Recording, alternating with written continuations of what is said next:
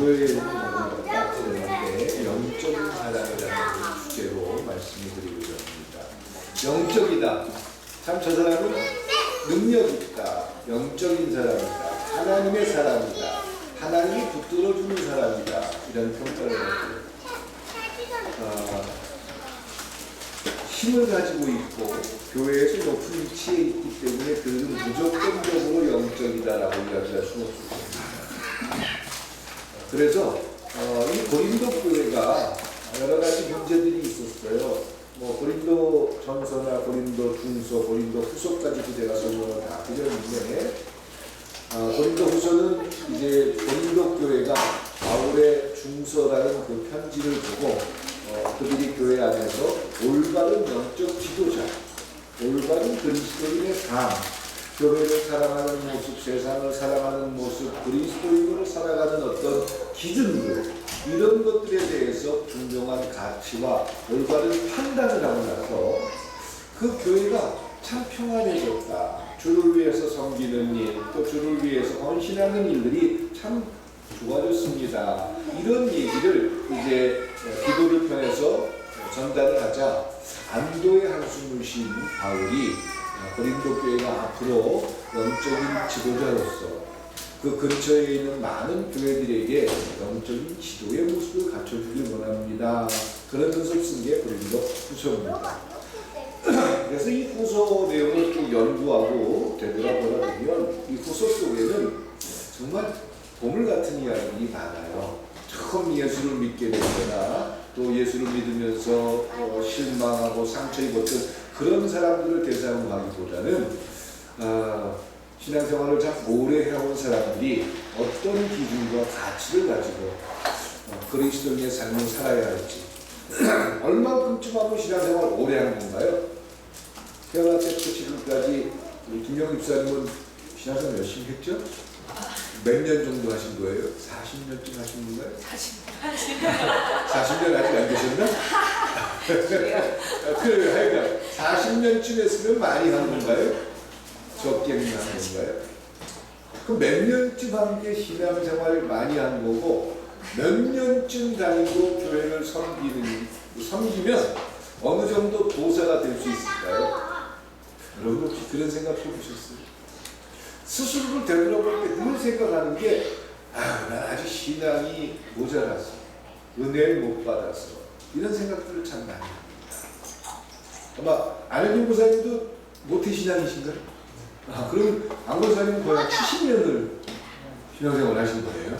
네. 70년쯤 되면 어느 정도 그 정도쯤은 해야 신앙의 고수가 된다 이렇게 말할 수 있을까요? 그래. 그럼 신앙의 고수가 되는 비결은 뭘까요? 어떻게 하면 신앙의 고수가 될까요? 오랫동안 교회를 오랫동안 다닌 사람들은 물론 교회의 전통이나 법률이나 교회 안에서 어떻게 해야 되는 그런 기준과 가치들은 참 많이 알고 있지만 정말 그들은 영적이다라고 이야기할 수 있을까요? 그런 거는 아닐 것 같아요. 그렇다고 신앙생활 오래 하신 분들에 대해서 제가 폄하하거나 그분들은 뭐 그런 게 가치가 없다 이런 말씀을 드리고자 하는 게 결코 아닙니다. 고린도 후서 전체를 쭉 읽다 보면요, 바울이 왜 이런 부분을 지적하고 싶었을까? 왜 이런 얘기를 하고 싶었을까? 이런 부분들이 참 많아요.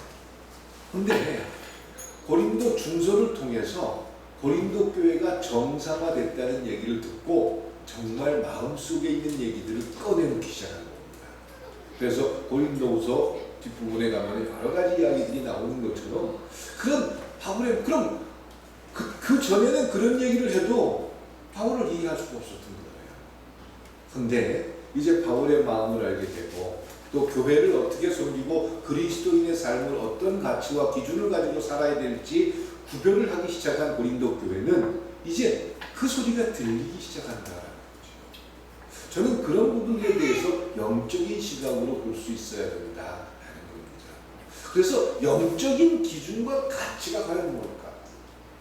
우리 꿈에 있는 교회도 이제 이 바울이 고린도 후서를 통해서 전달한 이 말씀처럼 영적인 가치와 기준 때문에 정말 그리스도인의 삶에 있어서 더 이상 나는 갓난아이가 아닙니다. 이렇게 내 스스로를 발견할 수 있는 그런 계기와 시간들이 될 수 있길 주님의 이름으로 축원드립니다. 여러분들은 더 이상 어린아이가 아니세요. 신앙의 어린아이가 아니세요. 이제 여러분들은 신앙의 지도자가 되어야 되고 신앙 안에서 여러분들이 어떤 일들을 이끌어가야 된다라는 그런 모습이 될 수 있길 바랍니다. 아직 뭘 못 받아서 아직 뭘 못 봐서 봐봤자 소용없어요. 귀신도 많이 보고 능력도 많이 보고 또 별의별 일들을 다 경험해도 비슷비슷해요. 마치 그런 일들을 경험 많이 한 사람들은 절대로 흔들리지 않는 것 같지만 안 그래요. 더 헷갈리고 더 흔들려요. 그러니까 나는 신앙생활을 하면서 능력을 받아본 적이 없기 때문에 방언을 할 줄 모르기 때문에 또 예언을 해본 적도 없기 때문에 기도하는데 하늘에서 뭐가 번쩍번쩍 나는 그런 소리를 들어본 적이 없기 때문에 나는 절대로 영적일 수 없어. 이런 생각부터 버리시길 바랍니다. 그런 건 중요하지 않아요. 오히려 고린도 전서의 본문은요, 고린도 교회가 문제가 생기고 서로 싸우고 원망하고 네가 잘못했느니 내가 잘못, 이런 원인은 능력받았다는 사람들 때문에 그런 거예요. 방언을 하는데 방언을 못 받은 사람들을 배려하기보다는 방언이 마치 자랑거리인 줄 알고 방언을 하고 큰 소리로 능력을 보여주고 내가 이런 능력을 가지고 있으니까 저는 능력을 받지 못한 사람은 아직 신앙생활에 첩자고 이런 것들로 서로 싸웠어요. 고린도 교회가 그랬어요. 그리고 심지어는 유대인과 유대인이 아닌 사람들 또 뭐 바울파다, 베드로파다, 아볼로파다 자기가 좋아하는 색깔, 신앙에도 싫은 색깔이 있을 수 있어요. 정치 얘기를 제가 하면 그렇겠지만 정치도 자기가 좋아하는 색깔이 있을 수 있잖아요.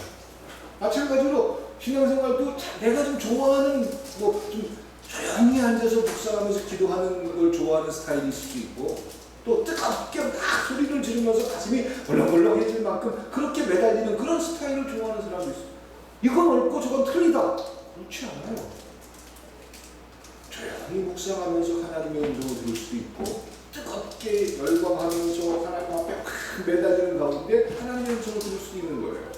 이건 옳고 저건 틀리다. 그런 게 아니라는 거죠. 근데 그런 걸 가지고 서로 막 다투면서 네가 옳다 내가 옳다 그렇게 싸웠던 게 고린도 교회입니다.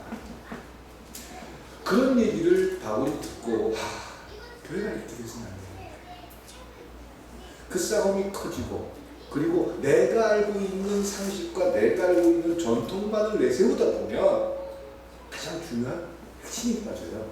뭐가 빠지죠? 뭐가 빠질까요? 교회에 있어서 전통이나 내가 알고 있는 지식, 내가 갖고 있는 경험들 이런 것들을 자꾸 내세우다 보면 교회의 주인이 누구십니까? 하나님이신데 하나님이 자꾸 빠진다는 거죠. 바울이 걱정했던 게 그런 거예요. 교회의 주인은 하나님이 되셔야 줄 믿습니다. 그리고 바울이 지금 이 고린도 후서를 통해서 영적인 주제를 끊임없이 설명하고 싶었던 것은 그 고린도 교회가 서로 그 방언을 할 줄 알고 예언 그렇다고 그런 것들을 절대 할 필요가 없습니다. 해서는 안 됩니다. 그렇지 않아요.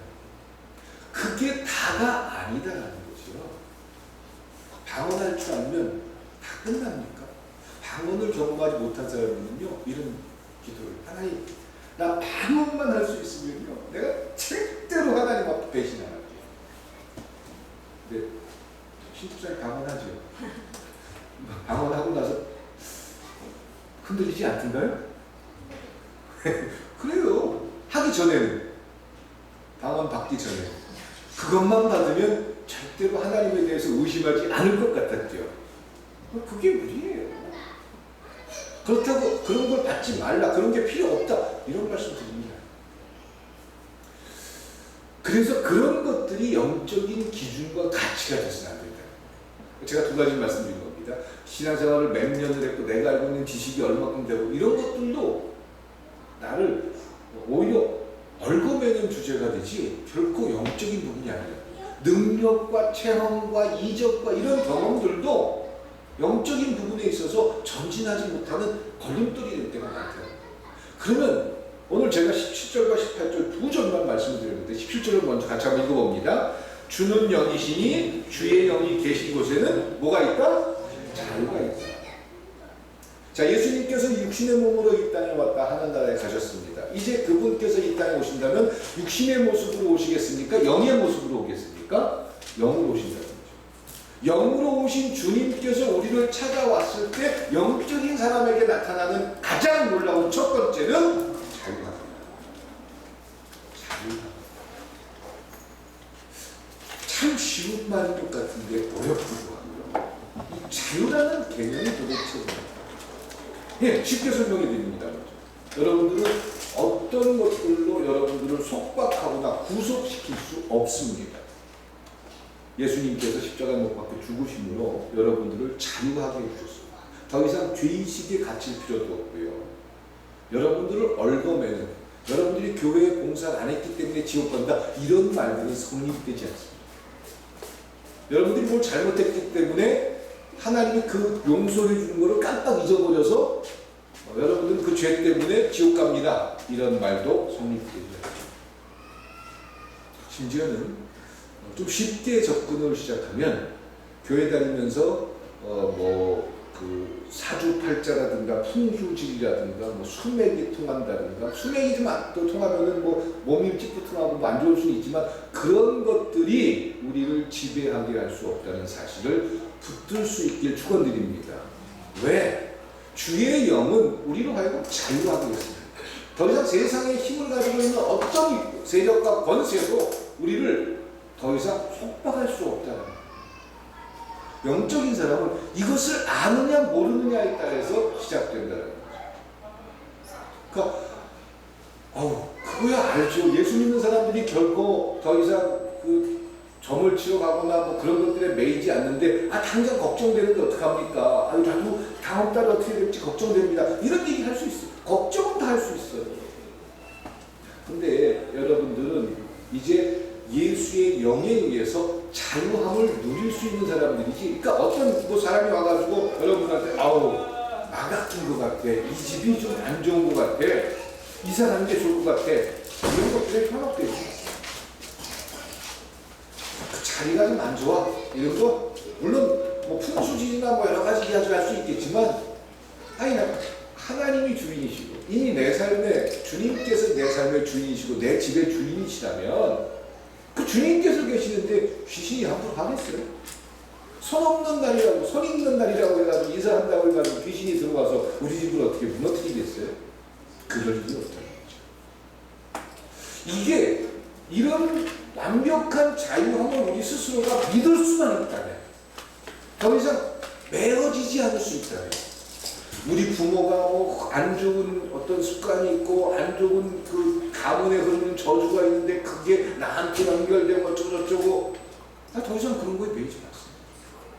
이미 예수 그리스도의 영으로 우리는 자유함을 누리게 된 줄 믿습니다. 이 자유함이라는 것은 그렇다고 우리의 죄가 없어졌다, 옛날에 죄를 졌었는데 그 죄가 싹 없어졌다, 이게 아니라 하나님이 죄가 없는 것으로 여겨주겠다.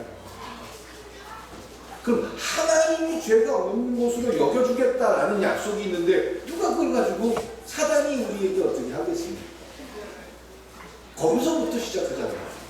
그런데 이 자유라는 것은, 자, 그럼 제가 조금 더 이제 다음 단계로 더 이상 세상의 그 룰이라든가 어느 쪽으로 가면 장사가 잘 되고 어느 쪽으로 머리를 부자야 되고 어쩌고 그런 것들에 너무 이렇게 빼앗기지 말자.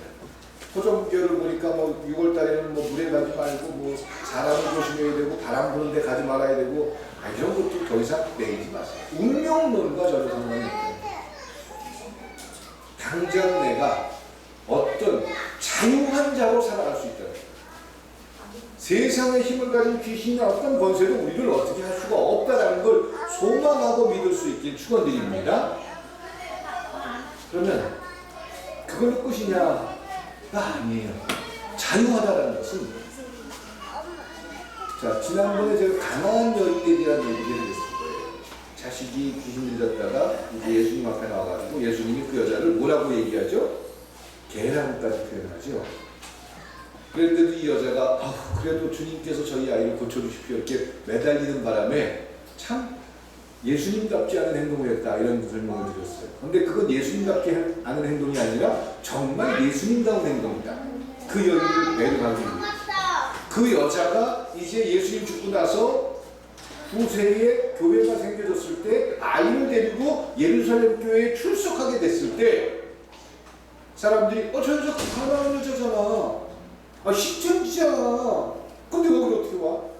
저 여자 신천지에서 그때 막 찬양하고 그러던 사람인데 색안경을 끼고 특히 그 시대에서 아이가 귀신 들렸던 경험을 가지고 있거나 간질병을 갖고 있는 사람들 같으면 거기다가 유대인도 아닌 이방 여자가 교회 가서 예배드리겠다고 하나님에 대한 사랑을 가지고 예배드리겠다고 나와 있는데 그 사람을 보고 좋은 시각으로 볼 수는 없을 거예요.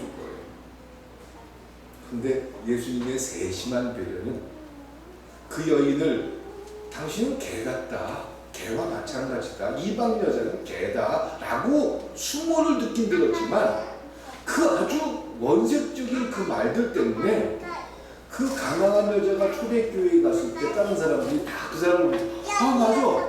그때 예수님께서 칭찬하신 그 사람이지. 그 가난한 여자. 믿음이 그렇게 좋다고 칭찬한 사람이잖아. 아이를 고치기 위해서 스스로가 개가 됐던 여자 아니야. 이 기억들이 다 있을 거라는 거죠. 그 여인은 가난한 여자였지만 초대교회 당시에 얼마나 로마인이냐 이방인이냐 때문에 갈등과 고민이 많았습니다. 심지어는 베드로도 고넬료라는 집에 가서 하나님의 말씀을 전하라는 그런 이야기를 듣고도 순종하지 못했던 게 베드로의 모습이었습니다. 신분의 차이도 있을 수 있고요. 또 로마인들과 또 그 차이도 있었을 거고 이방 사람과 유대인들의 차이도 있었을 거고 굉장한 갈등이 많았을 거예요. 그런데 이 가난한 여자는 자유스러웠다는 거죠. 뭐 때문에? 예수님이 다른 사람들 다 앞에서 칭찬했잖아요. 참 믿음이 좋은 사람이야. 이 말 때문에 그 여자는 더 이상 속박을 당하지 않을 수 있었다. 그 여자에 대해서 얘기를 들은 사람들은 절대로 그 여자가 신앙생활을 못한다. 이방 여자니까 함께 할 수 없다. 이방 여자니까 예배드리러 나오면 안 된다. 신천지 갔었으니까 이 사람밖에 오면 안 된다. 이런 규정이 없다는 거죠. 그게 그리스도인 영적인 사람들이 누릴 수 있는 자유함의 시작입니다. 그만큼 우리는 예수님 때문에 예수님께서 보증해 주신 약속 때문에 매이지 않고 자유스러울 수가 있습니다. 11조 안 했다고 여러분들 지옥 안 갑니다. 여러분들 교회에 헌금 안 했다고 하나님께서 몽둥이 들고 때리지 않습니다. 참 좋겠죠. 하여간 그거는 절대로 여러분들에게 상을 주기 위한 방법도 아니에요. 또 그것이 규정도 아니에요. 여러분들은 교회라는 틀 속에 가두기 위한 방법으로 사용됐는지 모르지만 하나님은 그걸 원하는 게 그만큼 여러분들은 자유스러우실 거예요. 그런데 이제 이 자유를 여러분들이 갖고 누리기 시작했다면 그 자유의 진정한 맛을 누릴 수 있길 축원드립니다. 그럼 자유를 누린다는 게 뭡니까? 다른 사람들은 전혀 상관없이 나 혼자 다 편안하고 즐겁게 살아가는 게 자유일까요? 그거는 방종이라고도 얘기할 수 있고요. 하나님 그런 그들에게 책임을 물으실 거예요. 뭐 했니? 내가 너한테 이런 기회를 많이 줬는데. 이런 부분이라는 거죠. 자유라는 것은 우리 스스로가 예수 그리스도의 희생을 통해서 자유함을 얻게 됐는데 이 자유를 내가 누리면서 내가 누리기 때문에 상대도 존중할 수 있어야 되는데 상대를 존중하는 게 아니라 상대를 얼고매는 기준으로 삼으려고 할 때가 참 나한테는 끊임없이 너무 나한테는 그럴 수도 있지. 이미 예수님께서 용서해 주셨는데 이렇게 끊임없이 나 자신에게는 너그러움적으로 하면서 상대나 내가 아는 어떤 사람들에게 기준을 세울 때는 끊임없이 다른 잣대를 들이는 게 우리의 모습입니다. 이건 자유를 누리는 게 아니라는 거죠. 자유는 예수님의 모습처럼 배려가 동반될 때 자유가 진정한 자유의 열매를 보게 될 줄 믿습니다. 오늘 제가 네 번째에서 또 다시 말씀을 드릴 거지만 난 하나님께서 다 용서해 줬으니까 내 마음대로 해도 돼. 하십시오. 마음대로 하십시오. 여러분들 하고 싶은 대로 하셔도 됩니다. 그런데 예수의 영이 여러분 속에 있다면 그 예수님께서 여러분들에게 하시는 생각을 주실 줄 믿습니다. 그것조차도 우리가 순종하지 않고 그것조차도 타협하지 않는다면 우리는 예수의 영이 있다고 볼 수가 없는 거 아니에요. 그냥 내 마음대로 목사인 저한테, 목사가 아닌 인간인 저한테 자유를 가르쳐줘서 내 마음대로 해도 된다고 그러면은 저 교회 안 나올 것 같아요. 내 마음대로 해도 된다면은 제가 왜 목사예요? 안 해야지. 예, 이건 자유가 아니라는 거예요. 하나님의 사랑으로 죽을 수밖에 없던 우리, 지옥에 갈 수밖에 없는 우리가 용서함을 받고 그리스도인의 모습으로 살아가게 되는 그런 자유를 속박으로부터 죄의식으로부터 나를 누르고 있던 어떤 것들로부터 자유함을 얻게 됐다면 이제 그 자유함을 누리는 자로 살아가야 되는데 나는 자유롭고 저 사람은 자유롭지 못하게 끊임없이 속박하는 게 아니라 내가 나에게 할 수 있는 것들을 상대에게도 배려하는 것이 자유를 누리는 자의 모습이 될 줄 믿습니다. 그게 교회 안에서 자유를 경험한 자들, 영적인 체험을 한 사람들이 가질 수 있는 모습이 되어야 된다는 거예요. 그러니까 왜 제가 고린도 전서에서 나온 얘기하고 지금 뒤집냐면 방언 좀 할 줄 알고 예언 좀 할 줄 알고 이런 사람들이 교회에서 마치 대단한 영적인 능력이 있고 지도자인 줄 착각을 하고 자기 말대로 하라고 끊임없이 상대에게 강요할 때가 있어요. 심지어는 교회에서 하는 어떤 여러 가지 어떤 능력과 이적들을 가지고 마치 자기가 하나님인 양, 하나님이 주는 마음에는 순종도 하지 않으면서 자기 말을 안 들으면 하나님 말을 안 듣는 사람처럼 끊임없이 사람들에게 강요할 때가 있어요. 교회에서 전통이라는 이름으로 또 교회의 말씀이라는 이름으로 이거는 자유를 누리는 게 아니라 교회의 말씀과 하나님께서 주신 율법과 이 모든 걸 통해서 내 스스로가 자유함을 느낀다면 그 자유함을 상대에게도 배려할 수 있길 주님의 이름으로 축원드립니다. 배려하는 거죠. 그게 자유예요. 왜 그래야 됩니까? 자유 그러면 내 마음대로 그냥 하고 싶은 대로 하면서 살면 되지. 나유찬 집사님 같이 힘 좋고 운동 많이 한 사람이 내 맘대로 할게 그러면서 사람들 막 치고 때리고 다니면은 이길 사람 있어요? 김영훈 집사 말고는 이길 사람 없을 거예요. 그건 자유가 아니잖아요. 그걸 갖다가 자유라고 얘기해서는 안 되는 거예요. 내가 하고 싶은 대로 마음대로 내가 하고 싶은 대로도 마음대로 못하게 하십시오.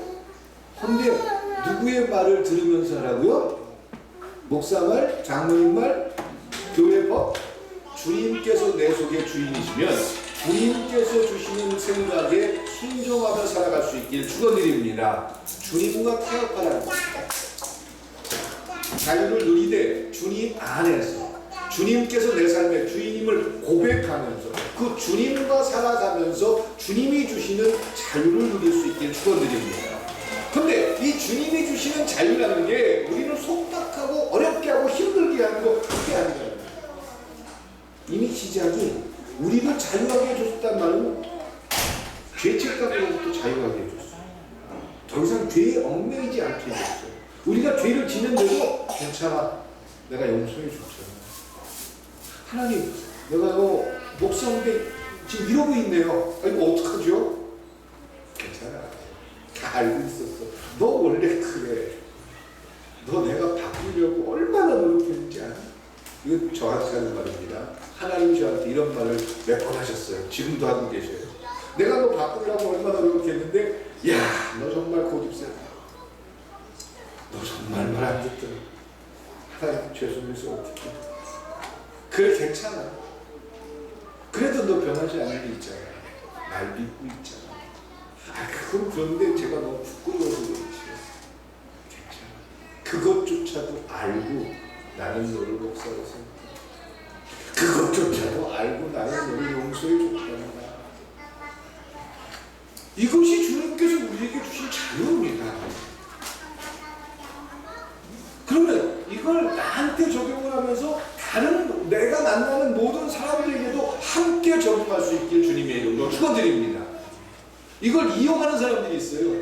상대에게 끊임없이 아니 하나님이 용서해 준 것처럼 당신도 나한테 용서해 줘야지 이렇게 강요하는 경우 이거는 그럼 안 되죠. 네.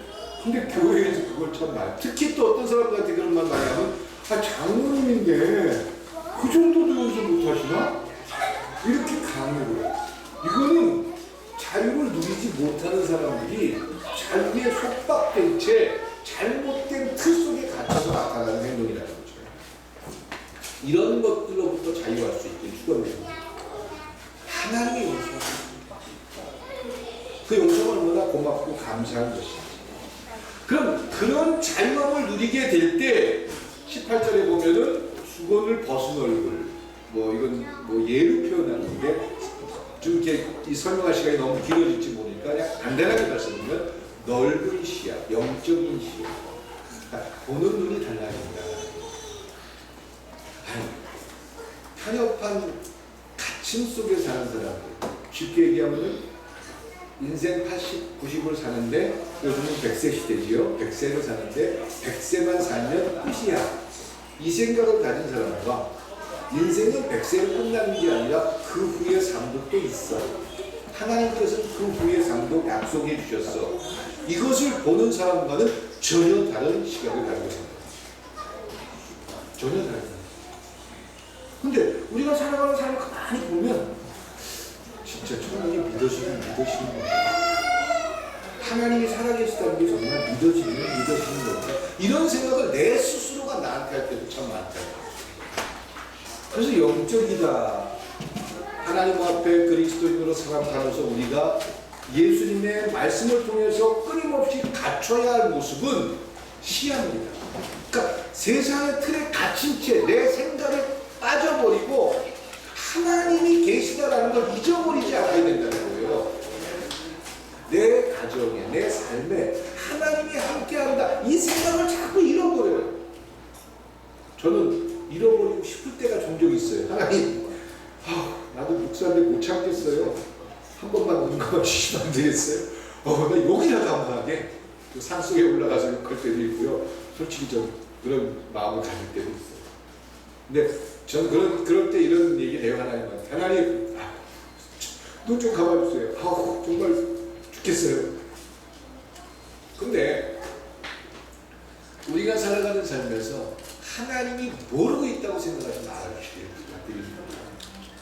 하나님이 알고 있는 우리의 삶에서 우리가 어떤 시각, 어떤 시야, 어떤 미래, 무엇을 볼 수 있느냐 이거는 당장 물론 지금 당장 힘들고 어려운 시간들 때문에 그 시야가 작아질 수 있어요. 하나님 왜 저희한테만 이렇게 힘들게 하십니까? 원망하고 불평할 수 하세요. 누구한테? 하나님한테. 하나님한테 그 정도 할 수 있어요, 여러분들. 하나님 앞에 불평해도 돼요. 그거 죄 아니에요. 제가 이런 말씀 드리면 여러분들에게 잘못 인식시켜드릴지 모르겠지만 하나님 앞에 나와서 하고 싶은 말씀을 하세요. 하나님 앞에 내 마음을 드리세요. 조건이 뭐예요? 하나님이 믿어주세요. 어떻게 믿어주세요? 살아계신 분을 필요할 때 왜 안 도와주십니까? 필요하지 않을 때는 하나님 제발 좀 내 옆에 오지도 말아주십시오. 이건 아니다. 갈렙이라는 사람이 그 무지막지한 땅을 향해서 저 산지를 내게 주십시오. 그 갈렙과 그 종족들은 무슨 잘못이 있다고, 무슨 죄를 졌다고 그 갈렙 말 때문에 희생을 당해야 돼. 근데 갈렙이 소망하는 것은 비전이 꿈이라는 거죠. 하나님이 이 백성을 향한 꿈과 비전. 과연 내가 우리 종족이, 우리 가문이 우리가 어떻게 살아야 될지 보는 눈이 달랐다라는 겁니다. 세상의 기준과 가치를 가지고 보면 절대로 볼 수 없는 눈들이죠. 그래서 수본을 벗은 얼굴이다라는 얘기입니다. 하나님의 시각. 그 하나님의 시각이 여러분들 삶의 중요한 기준과 가치가 될 수 있길 주님의 이름으로 축원드립니다. 이게 영적인 시각이다. 세 번째로 그런 모습을 통해서 주의 영광이 나타나시길 주님의 이름으로 축원드립니다. 주의 영광, 주의 흔적, 세 가지, 네 가지로 나눌 수 있는데 주의 영광이 나타난다. 그들의 삶에서 예수의 변세가 나타납니다. 예수의 흔적이 나타납니다. 주여 나를 평화의 도구로 써주소서. 평화의 기도를 썼던 프란시스라는 그 성자는 살아가다 보니까 자기는 너무 좀 하나님이 기뻐하는 그런 일을 하지 않아요. 원망하고 미워하고 불평한 게 너무 많아요. 그래서 어떻게든지 나도 예수님 같은 그런 모습을 좀 담고 싶고 예수님의 어떤 모습이 내 몸속에 있기를 원해서 하나님, 나는 왜 이렇게 욕심이 많죠? 어떻게 하면 좀 내 몸에도 예수님 같은 그런 성격이 나타날 수 있을까요? 그래서 어디 가죠? 처음 듣는 얘기에서 고마워요. 제가 3번을 한 것 같은데 가시가 있는 장미한테 뛰어듭니다. 그리고 온몸에 가시가 찔려서 자기 몸에 피가 흐르고 그래서 그런 흔적이라도 갖고 싶었던 거예요. 참 미련하죠. 예수님은 온몸에 채찍자국이 있고 창자국이 있고 상처가 있는데 자기 몸을 보니까 그렇게 해서라도 흔적을 좀 비슷하게 갖고 싶고 자기 스스로의 욕심에서 좀 벗어나고 싶어서 그렇게 해서라도 예수님을 좀 닮고 싶어가지고 장미가 아주 장미 우리나라 장미는 좀 이렇게 작죠. 이 가시도 작아요. 근데 저쪽 유럽 쪽으로 가니까 되게 크더라고요. 그거 찔리면 살이 뻥뻥 뚫릴 것 같아요. 그런 장미가 있는 그 밭에 뛰어들어요. 옷을 벗고. 그리고 거기서 불러가지고 내 몸에 상처 좀 내겠다. 그렇게까지도 자기 몸에 상처 내고 싶었던 거예요. 어떤 일이 일어나지 아세요? 하나님 천사를 보내가지고 그 장미밭에 가시를 다 없애고 장미꽃 위에서 뒹굴뒹굴 둥글었던 거예요. 분명히 옷을 벗고 달려들기 전에는 가시들이 많았는데 실상 들어가서 둥글는데 가시가 없는 글쎄요, 뭐 전설 같은 얘기지요. 오래전부터 이어져 오는 그런 얘기인데 뭐 그 가시가 있었다 없었다 그게 중요한 게 아니라 그만큼 예수의 흔적을 좀 가지고 싶어 했다. 그런 마음이죠. 또 하나님은 그런 프란시스의 마음을 알고 그 마음이면 돼. 그런 마음만 가지면 돼. 그래서 다른 어떤 고통을 제거해 주는 그런 일들이 있었던 거예요. 혹시 여러분들은 여러분들 살면서 예수의 냄새, 예수의 흔적, 예수님이 가졌던 예수님의 모습은 뭐죠? 여러분들에게 십자가 짊어지고 골고다 언덕 올라가는 게 예수님을 닮는 게 아니잖아요. 그럼 예수님이 이 땅에 살아가면서 보여줬던 예수님의 모습이 뭡니까? 뭘 닮은 거죠? 40일 금식한 거? 귀신 내쫓은 거? 문둥병자 고쳐준 거? 김도영 집사님 뭘 닮아야 돼? 하나님의 뜻 때문에 내 고집을 포기하는 것. 아버지 내 뜻대로 멈추고 아버지의 뜻대로 되기를 원하는 것. 겟세마네 동산에서 예수님께서 고백하신 그 내용. 예수님을 닮는다라는 건 구레나루 기르고 샌들 신고 옷을 입고 다니면서 에헤거리면서 이렇게 사는 모습이 아니라 그분이 이 땅에 온 목적은 하나님의 뜻을 이루기 위해서인 줄 믿습니다. 꿈이 있는 교회의 목적이 뭐죠? 하늘의 뜻을 이 땅에 이루기 위해서 이 교회가 세워진 줄 믿습니다. 예수님께서 이 땅에 오신 건 하나님의 뜻에 순종하기 위해서예요. 사람들하고 어울려가지고 무리를 걷고 이적을 보여주고 물고기 두 마리 먹을 때 5개 가지고 수천 명 그런 게 아니에요. 그런데 그 하나님의 뜻을 수용한다는 게 너무나도 힘들고 어려웠어요. 그런 겟세마네 동산에서 아버지여 내 뜻대로 맙시고 아버지의 뜻대로 되기를 원하나이다. 그리고 순종했어요. 그게 예수님의 모습이라는 거예요. 우리가 예수님을 닮아가고 예수님의 흔적을 갖고 예수님의 모습이 나타나는 거는 예수님처럼 무슨 뭐 모양새가 뭐 머리카락이 어쩌고 저쩌고 브랜나루가 뭐 누구한테 뭐 나눠주고 이런 게 아니라 예수님이 하나님의 뜻에 순종해서 하나님의 뜻을 완성한 것처럼 우리가 살아가는 삶에서 하나님이 주셨던 생각들을 내 생각과 충돌이 될지라도 그 생각을 순종해서 하나님의 뜻을 받아들일 때 우리의 삶은 예수님의 모습으로 닮아가게 될 줄 믿습니다. 그럼 구체적으로 그 하나님의 뜻이 수용되어서 우리의 삶에서 나타나는 행위들, 그 행위들은 주님께서 영광을 받으시는 모습으로 드러나게 된다를 바울이 이야기합니다.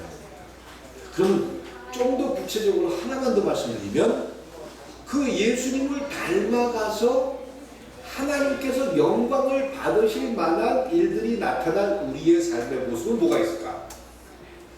여러 가지가 있을 수 있는데 여러분들 이번 한 주간 화두로 이 한 단어를 기억할 수 있길 부탁드립니다. 배려라는 예수님 때문에 예수님이 하나님의 뜻을 수용해서 근데 이 배려를 오해하면 상대에게 강요합니다. 이건 율법주의자가 하는 거예요. 사울왕이 했던 거 이건 배려가 아니라 상대에게 강요하는 거예요. 이건 배려가 아니에요. 참을 수 있는 거예요. 예수님께서 하나님의 뜻을 수용하면서 완성했던 그 예수님의 모습이 내 속에 흔적으로 들어와서 내가 하나님의 뜻을 수용해서 내 삶에서 드러내게 되는 내 인격의 모습은 배려라는 단어로 설명해 줄 수 있습니다. 여러분들이 가족을 위해서 또 여러분들의 삶의 환경 속에서 오늘 설교 들은 신집사님이 장모님한테 목사님 설교 잘 들었지? 은혜 받았지? 그럼 그 배려를 나한테 좀 해봐. 이건 사고랑 되는 거예요. 이렇게 적용해서는 안 되는 거예요. 이걸 뒤집어서 내가 어떻게 좀 배려할까? 어떻게 교회를 위해서 배려할 수 있을까? 내가 살아가는 삶에서 예수님이 주는 그 마음, 예수님이 주는 마음 무슨 마음? 예수님이 그러면 뒤에서 오늘은 버스 타지 말고 택시 타라. 이런 거 없어요. 예수님이 주는 생각이 뭐라는 거예요. 그러니까 이건 너무 전설적으로 그리고 간증 이야기 들으면서 무슨 물론 그런 경우도 있긴 있어요. 근데 늘 그렇지 않다는 거예요. 여러분들에게 현실적으로 말씀드리면 예수님이 우리에게 하시는 말씀, 예수님의 형상을 닦는 것은 딴 게 아니에요. 하나님이 살아계시고 여러분들 삶의 주인이라면 하나님이 내 마음속에 하나님의 생각을 줍니까 안 줍니까? 주십니다. 아침에 일어났을 때 내가 그리스도인으로 어떤 얘기를 하고 어떻게 살아야 될지 하나님은 이미 저에게 얘기하고 계십니다. 주님을 닮는다는 것은 그 하나님의 뜻에 순종하는 거예요. 그래서 주님의 형상이 나타나요. 그런데 무슨 뭐 주님 겉모양을 닮아가고 이런 게 아니라는 거예요. 끊임없이 내 속에서 갈등할 수 있고 고민할 수 있고 이 말을 해야 될까 말아야 될까. 근데 이것조차도 조절하지 않고 아니 터진 입으로 말도 못하냐? 이러면 안 되잖아요. 그럼 예수님 닮는 거예요 안 닮는 거예요? 그럼 예수님 닮는 거예요.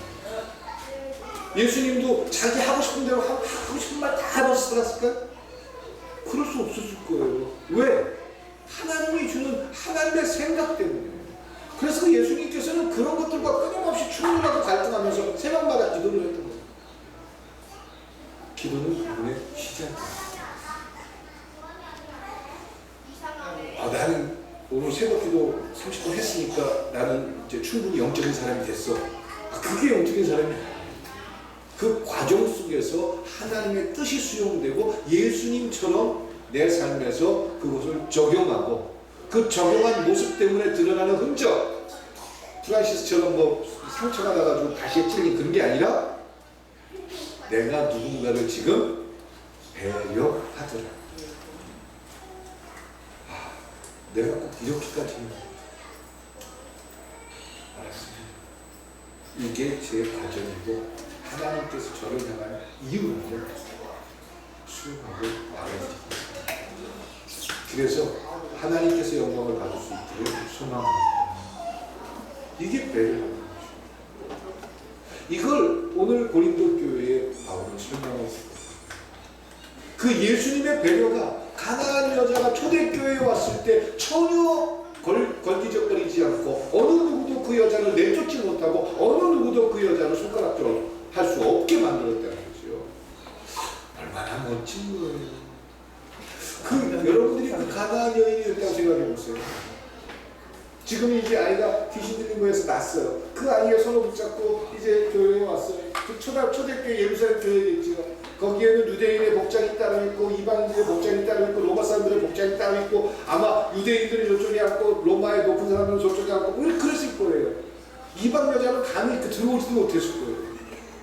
이방 여자는 어디 옛날에 초대 우리나라 교회들이 여자분들과 남자는 이렇게 가운데 천막 쳐놓고 같이 예배 못 드렸어요. 그런 시대도 있었는데 하여간 근데 이 가난한 여자는 아이를 데리고 들어오는데 안내하신 주거 나눠주는 안내하시는 분이 어머 오셨어요.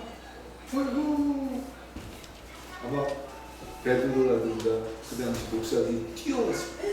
아이고 오셨어요. 왜 그렇게 얘기해주죠? 누가 칭찬하잖아요. 예수님께서 칭찬하잖아요. 이만한 믿음을 보지 못해요. 교회에서 예수님께서 칭찬하잖아요. 그리고 아마 그 사람은 바나바라든가 이런 사람들이 대답, 어떻게 하세요? 아이고, 와줘서 고맙습니다. 그 여자가 예배를 드리기 위해서 앉아있어서 어떤 마음이 들었을까요? 눈물 났어요. 예수님의 이 세심한 배려가 나로 알고 이렇게 자유하게 해주셨구나. 그것이 배려. 그게 자유라는 어떤 틀, 고정관념, 정평 이게 아니라 예수님이 하나님의 뜻에 순종함으로 예수님의 형상이 우리 속에 나타날 수 있게 하겠습니다. 여러분도 살면서 하나님 주는 생각들에 순종함으로 하나님 주님의 형상이 나타나서 그 열매가 온유 여러 가지가 있을 수 있지만 저는 파도로 배려라는 단어를 전해드리고 싶습니다. 저 자신입니다. 이 배려가 과연 얼마나 행복할 수 있을지, 내 자신이 이 배려 속에서 얼마나 편안할 수 있을지, 이걸 상대에게 적용하면 전혀 불편한 게 배려가 나에게 적용을 해서 하나님의 뜻으로 받아들일 수 있다면 여러분들은 행복을 실현하게 될 줄 믿습니다. 영적인 사람으로 살아갈 수 있길 축원드립니다. 사랑과 은혜의 하나님, 그리스도인으로 살아가는 저희의 삶을